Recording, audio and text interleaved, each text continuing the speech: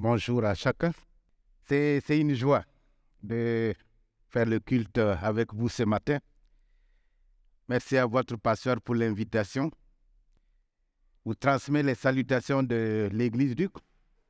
Et les frères et sœurs, nous prions bien sûr les uns pour les autres. Nous prions pour nos différentes communautés. Donc à Uccle, on prie aussi pour vous. Et merci pour ce temps que nous pouvons partager ensemble. En discutant avec votre pasteur, j'ai compris que vous prenez aussi du temps avec le livre de Malachie. En écoutant la louange, en écoutant les introductions, ça m'a réconforté dans ce que j'ai reçu. Et le thème, tout ce qui a été partagé ce matin, ce qui a été dit, parle de l'amour de Dieu. Parle donc de ce que Dieu fait pour nous. Et j'ai été conduit à considérer les 5 premiers versets du chapitre 1 de Malachie. Et mon thème, c'est l'amour de Dieu pour son peuple et ses implications. L'amour de Dieu pour son peuple et ses implications. Alors, comme vous le savez, Malachie, c'est le dernier des 3 prophètes qui ont écrit après l'exil. Agé, Zacharie, Malachie. Et si Agé et Zacharie se sont surtout concentrés sur les besoins spirituels du peuple en relation avec la reconstruction du temple, Malachie, lui, s'est occupé des besoins moraux donc concernant cette reconstruction de la vie de la nation. Et le prophète proclame son message à un peuple qui connaissait l'adversité, le déclin spirituel. Il y avait beaucoup de difficultés et cette fois-ci, ce n'est pas comme dans le livre de Néhémie où les ennemis venaient de l'extérieur, c'était le comportement même du peuple qui constituait les défis pour tous ceux qui espéraient en l'Éternel. Et ces difficultés ont affecté leurs relations les uns avec les autres et bien sûr leurs relations avec Dieu. Au point que certains se sont mis à douter de l'amour de Dieu pour eux, à douter de son désir donc de les accompagner. Ils ne croyaient plus à la justice de Dieu, ils ne croyaient plus donc à la valeur qu'il y a de respecter les commandements de Dieu. Ce n'est pas nouveau. Plusieurs prophètes dans l'Ancien Testament, quelquefois, ont parlé de cette remise en question de la justice de Dieu, de l'amour de Dieu. C'est le cas, par exemple, d'un petit prophète donc, qui a écrit se demandant comment Dieu peut supporter la méchanceté. Et c'est le prophète Habakkuk. Et là, Malachie donc reçoit un message de Dieu où Dieu réaffirme son amour pour son peuple. Et il parle aussi des implications de cet amour. On va lire donc ces 5 premiers versets. Moi, j'ai choisi la version Semeur. Proclamation, parole donc de l'Éternel adressée à Israël par l'intermédiaire de Malachie. Verset 2. Moi, je vous ai aimé, déclare l'Éternel. Et vous me demandez, en quoi donc nous as-tu aimés? Ésaü n'est-il pas le frère de Jacob? Demande l'Éternel. Or, j'ai aimé Jacob et j'ai écarté Ésaü. J'ai fait de ces montagnes un pays désolé et j'ai livré son patrimoine aux chacals du désert. Édom peut bien dire, nous avons été démolis, mais nous rebâtirons. Et qui? Nous rebâtirons ce qui n'est plus que ruine. Mais le Seigneur des armées célestes déclare, eux, ils rebâtiront, moi je démolirai. On appellera leur pays le territoire de la méchanceté, le peuple contre qui toujours l'Éternel sera en colère.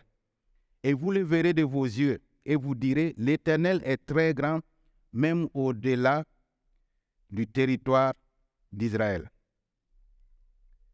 Un peuple qui doute de l'amour de Dieu, un peuple qui se pose des questions sur la justice de Dieu, et Dieu choisit de répondre. Dieu aime répondre à nos questions. Il aime nous mettre à l'aise, si je peux dire ainsi, par rapport à qui il est. Dieu ne se cache pas. Il ne nous laisse pas tâtonner, Dieu nous répond. Et ça me fait penser à Jean-Baptiste quand il a été mis en prison, celui qui avait annoncé que Jésus était l'agneau de Dieu qui ôte le péché du monde, celui qui a reçu que celui sur qui descendrait donc l'esprit sous forme d'une colombe. Il s'est mis à douter dans sa prison parce qu'il était dans un moment de difficulté. Alors il envoie des gens pour poser la question à Jésus: es-tu celui qui doit venir ou devons-nous attendre quelqu'un d'autre? Jésus répond à Jean-Baptiste, il n'envoie pas une lettre, il n'a pas simplement dit c'est moi. Allez dire à Jean-Baptiste que c'est moi. Il n'a pas écrit une lettre pour dire mais bien sûr c'est moi. Jésus s'est mis à faire des choses, des miracles. Il a guéri des gens et il a dit aux envoyés de Jean-Baptiste: rapportez-lui ce que vous avez vu. Pourquoi il a fait cela? Parce que Jean-Baptiste connaissait ce que l'Écriture disait concernant le Messie, qu'est-ce qu'il allait faire, comment il allait être. Et les disciples de Jean-Baptiste, en rapportant ces choses, ça a réconforté la foi de Jean-Baptiste. Dieu veut réconforter notre foi avec des choses concrètes, avec des choses sur lesquelles nous pouvons nous appuyer. Dieu donc répond au peuple sur le questionnement en rappelant donc qui il est. Il parle de notamment 3 choses. Et au verset 2, il affirme « Je vous ai aimé », déclare l'Éternel. Certaines versions disent « Je vous aime ». Et nous savons en lisant le Nouveau Testament que cet amour est non seulement pour aujourd'hui, mais c'est pour toujours. Ce n'est pas seulement dans le passé. Je vous aime, je vous ai aimé, déclare l'Éternel, et vous demandez en quoi donc nous as-tu aimé? Ésaü n'est-il pas le frère de Jacob? Pourquoi Dieu parle de cela? Ésaü n'est-il pas le frère de Jacob? Qu'est-ce que cela a à voir avec l'amour? Et Dieu continue, dit, j'ai aimé Jacob et j'ai écarté Ésaü. Dans ce premier point, il est en train de leur montrer que l'amour de Dieu, c'est quelque chose de concret. Il se manifeste par le fait que Dieu choisit. C'est par amour qu'il a choisi Jacob. Et ça, c'était le patriarche, c'était le passé. Et quand nous lisons dans Apocalypse au chapitre 2, la lettre qui était adressée aux églises, et là c'est l'église d'Éphèse, il leur a rappelé quelque chose. Et ils étaient aussi dans la lutte, ils étaient aussi dans l'adversité, des difficultés. Et Dieu dit, vous résistez, vous luttez, mais il y a quelque chose que vous avez oublié votre premier amour. Rappelez-vous comment c'était au début, comment ça s'est passé. Et là, il leur dit, rappelez-vous que Ésaü et Jacob, c'était des jumeaux. J'ai choisi Jacob et j'ai laissé Ésaü. Et c'était un choix motivé par l'amour. Donc, amour de Dieu manifesté par le fait de choisir. Nous aussi, Dieu nous a aimés. Et Dieu nous aime. Il a manifesté aussi cet amour en nous choisissant en Jésus-Christ. Dieu ne nous donne pas des fleurs, ne donne pas une tasse d'eau. Bien sûr, il peut faire tout cela. Mais l'amour de Dieu, c'est plus que des émotions, c'est plus que des sentiments, c'est des faits. Et il voudrait qu'on s'appuie sur des faits afin de pouvoir tenir dans l'adversité, dans les difficultés. J'ai choisi Jacob. Et la deuxième chose qu'il fait, c'est qu'il compare encore les descendants de Jacob avec les descendants d'Ésaü. Les Édomites, donc, qui descendent d'Ésaü, Dieu dit, je les ai aussi écartés et me suis engagé pour Juda, pour Israël, en parlant du fait donc que la destruction est tombée sur Ésaü.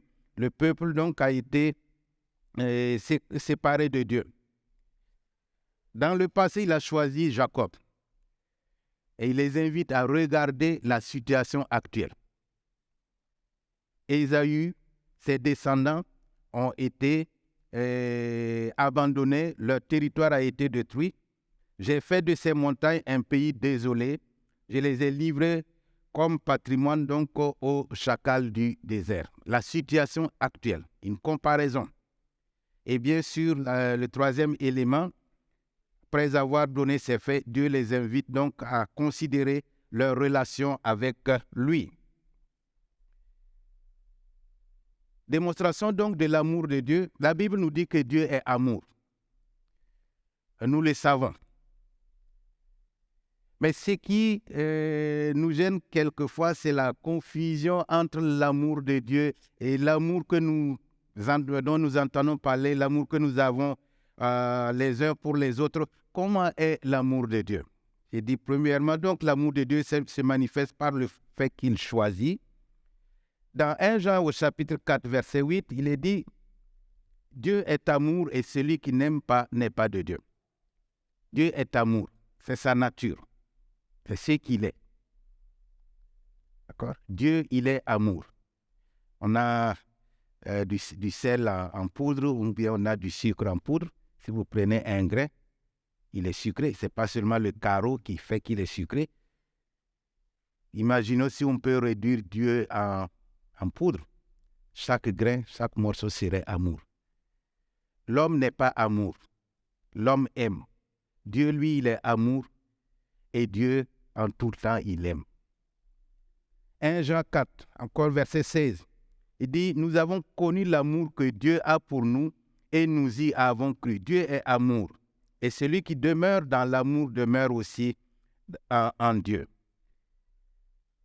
Nous avons quelquefois juste pensé que l'amour de Dieu, c'est pour le monde. Nous citons des versets. Jean 3, c'est Dieu a tant aimé le monde qu'il a donné son Fils. C'est vrai. Mais ce n'est pas seulement le monde des non-chrétiens que Dieu aime. Dieu aime aussi ses enfants, il aime ceux qui sont à lui. Dieu aime ceux qui sont devenus des membres de sa famille au travers du choix de Jésus comme Sauveur et comme Seigneur. Son amour se démontre donc par son choix. Dieu commence avec des éléments concrets. Dans le livre du Deutéronome au chapitre 7, versets 6 à 8, c'est affiché. Il est dit, car tu es un peuple saint pour l'Éternel ton Dieu. L'Éternel ton Dieu t'a choisi pour que tu sois un peuple qui lui appartienne entre tous, entre tous les peuples qui sont sur la face de la terre. Donc, la notion de choix apparaît ici encore au verset 7. Ce n'est point parce que vous surpassez en nombre tous les peuples que l'Éternel s'est attaché à vous et qu'il vous a choisi, attaché à et choix, car vous êtes le moindre de tous les peuples. Et le verset 8, mais parce que l'Éternel vous aime, parce qu'il a voulu venir, tenir donc le serment qu'il a fait à vos pères, l'Éternel vous a fait sortir par sa main puissante, vous a délivré de la maison de servitude, de la maison de Pharaon, roi d'Égypte. Alors, dans ces passages, donc, on voit que Dieu montre que par son choix, il manifestait son amour. Il s'est attaché donc au peuple d'Israël. L'Éternel s'est attaché à vous. Il vous a choisi. Dans les passages, quand on parle du mariage, on dit l'homme quittera son père et sa mère et s'attachera. On pense bien sûr à l'amour. Dieu s'est attaché. Dieu a pris un peuple, a pris donc le peuple d'Israël et il s'est attaché à eux. Ça, c'est un fait concret. Et d'ailleurs, on parle du Dieu d'Israël, parle d'Israël comme étant le peuple de Dieu. Donc l'amour de Dieu se manifeste par le fait de choisir, par le fait aussi de s'attacher à son peuple. Et cela s'accompagne donc par des actions. Il les fait sortir, il les délivre de la maison de servitude, verset 8. Et dans Deutéronome 10, il est dit, et c'est à tes pères que l'Éternel s'est attaché pour les aimer. Encore attaché. C'est attaché à tes pères pour les aimer. Et après eux, c'est à leur postérité, c'est vous qui l'avez choisi d'entre tous les peuples, comme vous le voyez aujourd'hui. Encore le choix. Dieu a choisi parce qu'il aime. Ésaïe 41, verset 8. Mais toi, Israël, mon serviteur, Jacob que j'ai choisi.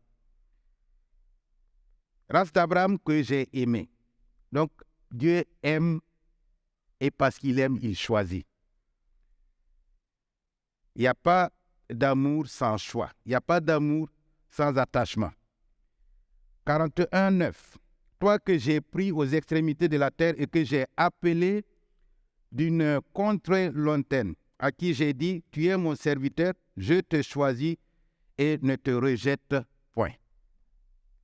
Je te choisis et ne te rejette point.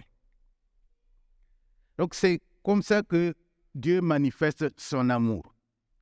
Dieu a aimé et Dieu a choisi. Chacun de nous bénéficie de cet amour de Dieu. Chacun de nous est l'objet de cet amour de Dieu.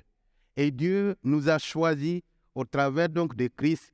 Et par ce choix, Dieu s'est attaché à nous. La Bible nous dit qu'il vient même habiter en nous.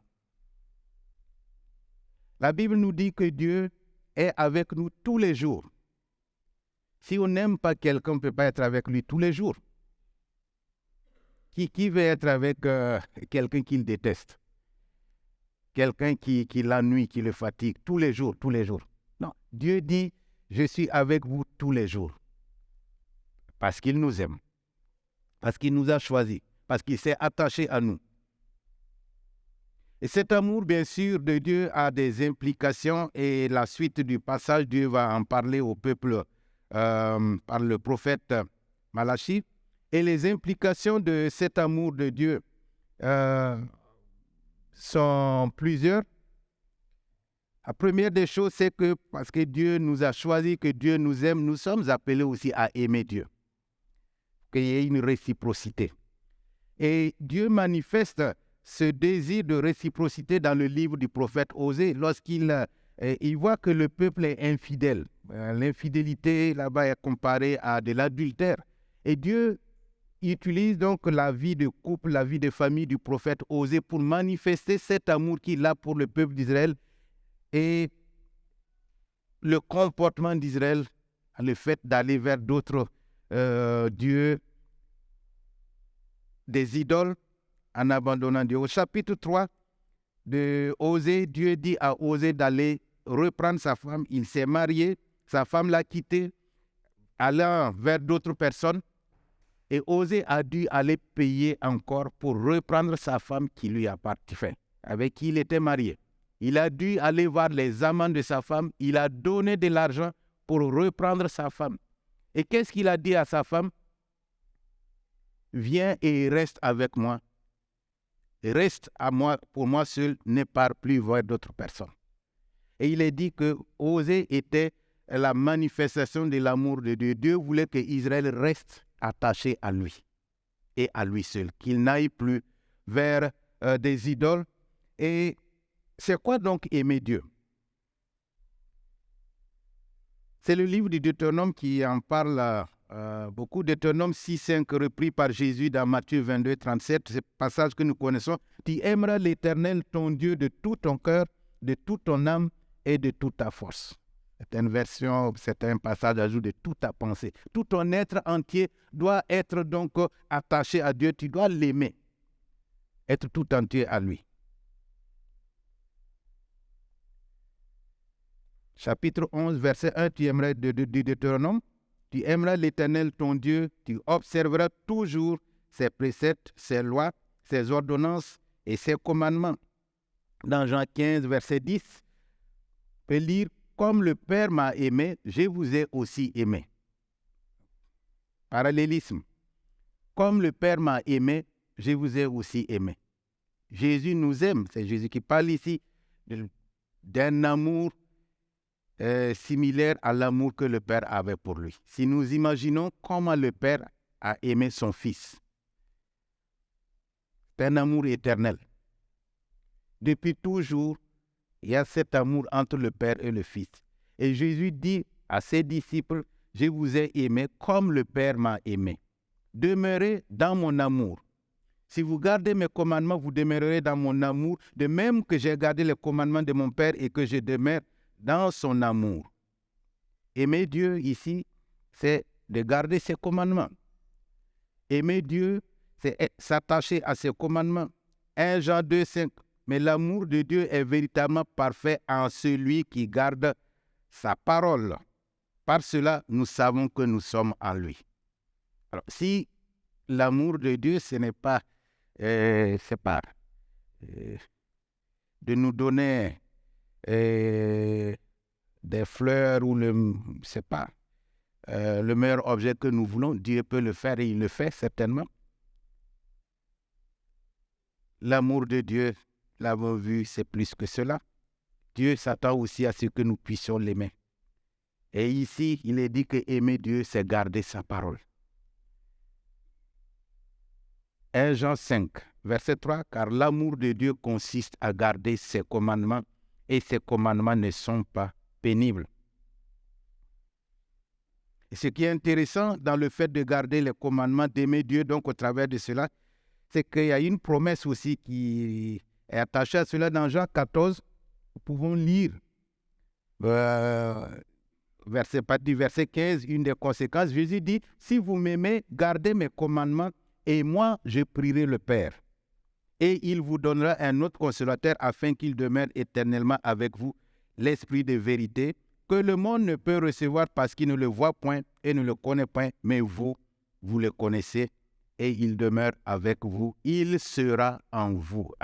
Ici, il montre que si nous voulons avoir le Saint-Esprit, si nous voulons recevoir le consolateur, si nous voulons qu'il reste avec nous, il faut que nous puissions aussi aimer Jésus en gardant sa parole. Jésus prie le Père pour qu'il donne le consolateur à ceux qui gardent ses commandements.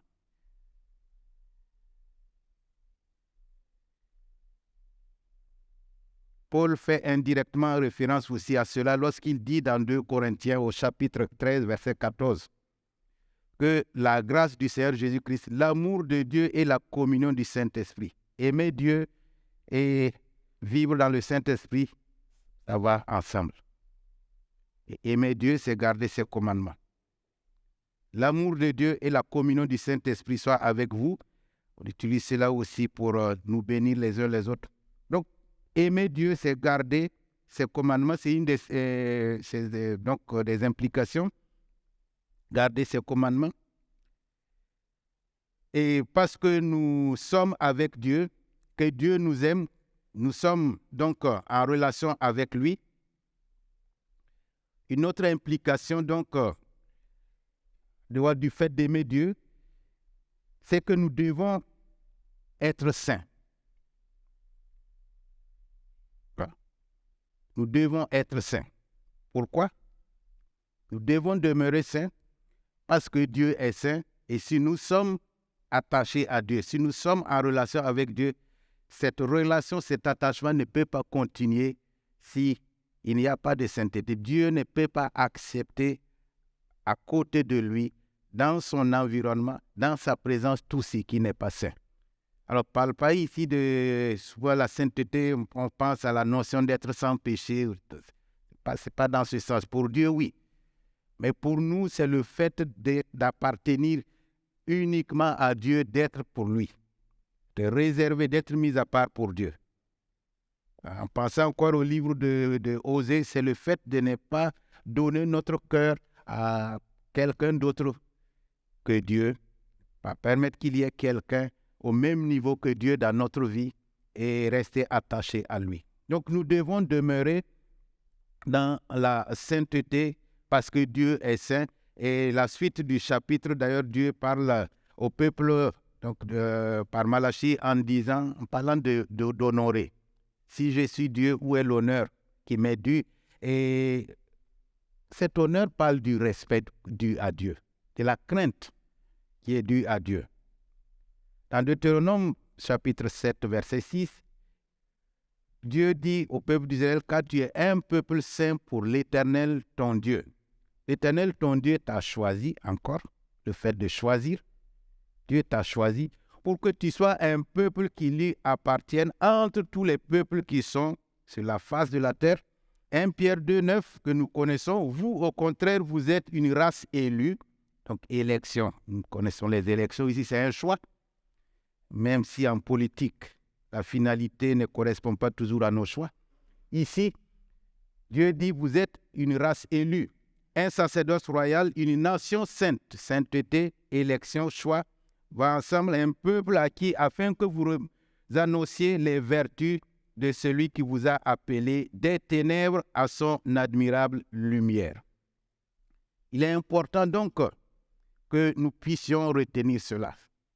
L'amour que Dieu a pour nous implique que nous puissions marcher et vivre dans la sainteté. L'amour de Dieu pour nous n'est pas une autorisation pour vivre comme nous voulons. Là aussi, il y a le sentiment que non, je peux vivre, je peux faire comme je veux Dieu même. On parle de l'amour inconditionnel de Dieu. C'est vrai, l'amour de Dieu est inconditionnel. C'est vrai, l'amour de Dieu est éternel. Mais nous devons veiller à rester dans cet amour, demeurer dans cet amour, nous dit la parole. Parce que nous faisons des choses qui peuvent nous écarter de cet amour.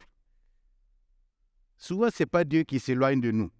C'est nous qui nous éloignons de Dieu. Par ce que nous faisons et par ce que nous sommes. Donc, l'amour de Dieu pour nous implique que nous puissions demeurer dans la sainteté.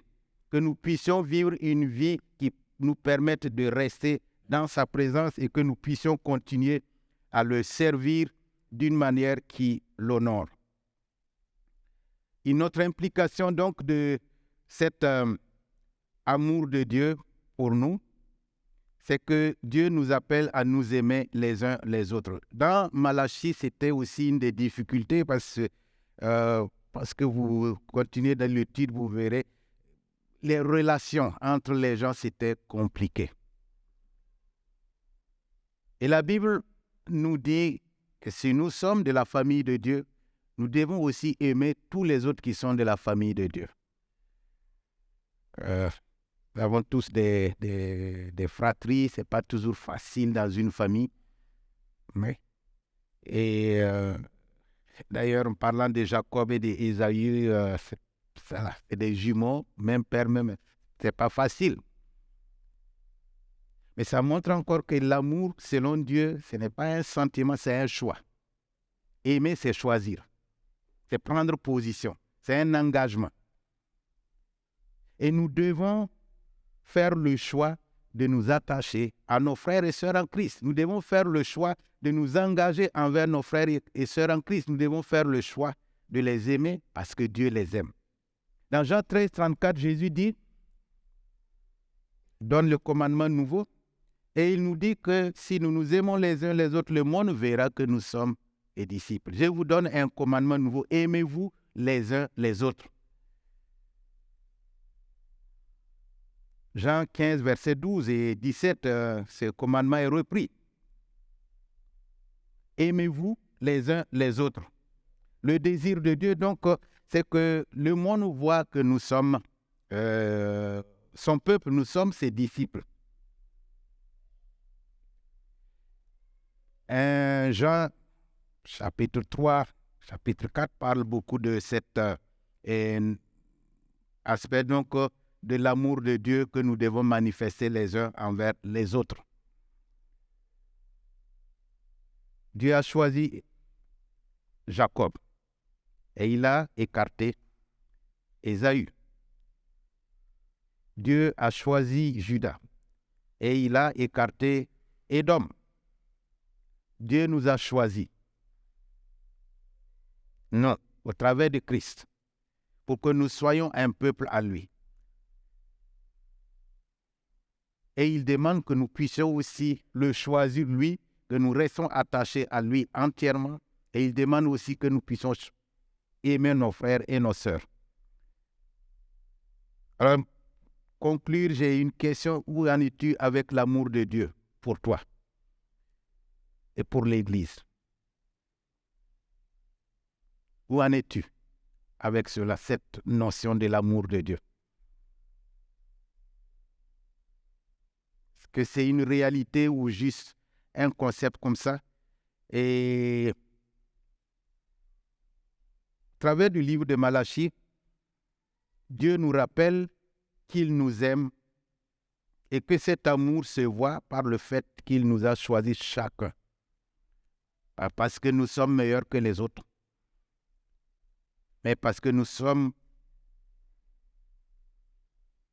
lavés, nous sommes couverts par le sang de Christ. Donc, ce choix de Dieu aussi se manifeste par le fait qu'il a donné son Fils. Donc, Dieu aime, Dieu choisit et Dieu donne. C'est des faits. Jésus dit dans Jean 15, 9, « Comme le Père m'a aimé, je vous ai aussi aimé, demeurez, demeurez, demeurez dans mon amour. » Nous n'avons donc plus à douter de cet amour de Dieu, mais à y rester. L'amour de Dieu pour nous conduit aussi, donc, comme on l'a vu, à rester dans la sainteté, à aimer nos frères. Celui qui doute de l'amour de Dieu. Le travail de l'ennemi, d'ailleurs, vise à nous amener à douter de Dieu. Quand le peuple d'Israël a douté de l'amour de Dieu, ils ont commencé à douter de sa justice. Ils sont arrivés à douter de la valeur de mettre en pratique ces commandements. Et qu'est-ce qui est arrivé? Ils deviennent la proie de l'ennemi. Si nous commençons à douter donc de l'amour de Dieu, nous serons des proies faciles pour l'ennemi. Nous ne serons pas efficaces comme témoins parce que nous ne parlerons pas avec conviction. Parce que le témoignage commence par la manifestation de nous-mêmes. Jésus dit, vous serez mes témoins. Il n'a pas dit, vous ferez des témoignages. C'est nous, c'est ce que nous sommes. Mais si nous ne sommes pas convaincus, si nous-mêmes nous doutons, nous avons des problèmes d'identité, nous n'allons pas convaincre ceux qui sont devant nous. Et les problèmes d'identité d'un chrétien commencent donc à douter de l'amour de Dieu.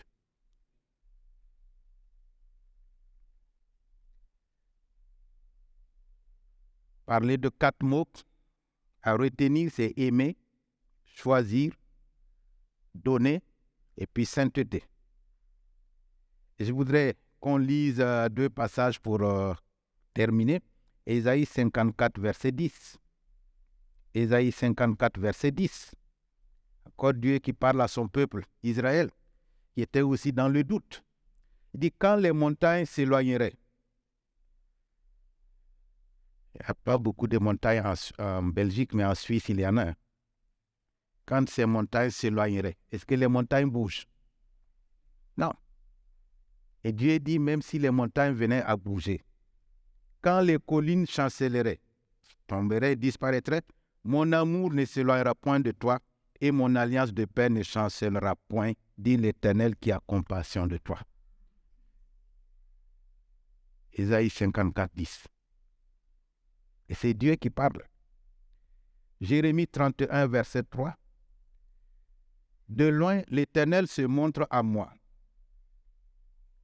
Comment Jérémie il a souffert comme prophète, mais c'était une période où il y avait donc la déportation et c'est le prophète qui a même écrit les Lamentations, il a dû beaucoup pleurer. Et là, il dit, de loin, l'Éternel se montre à moi. Je t'aime d'un amour éternel, c'est pourquoi je te conserve ma bonté.